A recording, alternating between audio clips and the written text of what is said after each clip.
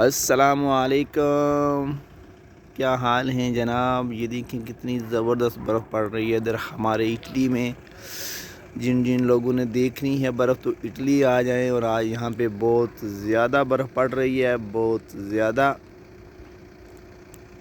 अब आपको नज़र आ रहा होगा कितनी तेज़ जो है इधर बर्फ़ पड़ रही है।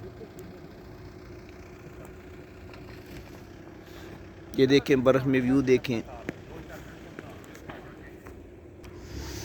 ये देखें दरख्त का व्यू है, कितना प्यारा लग रहा है। वाह, wow is so beautiful, so amazing. यहाँ पे जब भी स्नोफॉल होती है तो इस तरह ही होती है, ज़बरदस्त, आउटस्टैंडिंग। ये देखें कितनी ज़बरदस्त बर्फ़ पड़ रही है, माशाल्लाह। अल्लाह की कुदरत का नज़ारा। अल्लाह करे ये बर्फ़ हमारे लिए ज़हमत ना बने, रहमत ही रहे।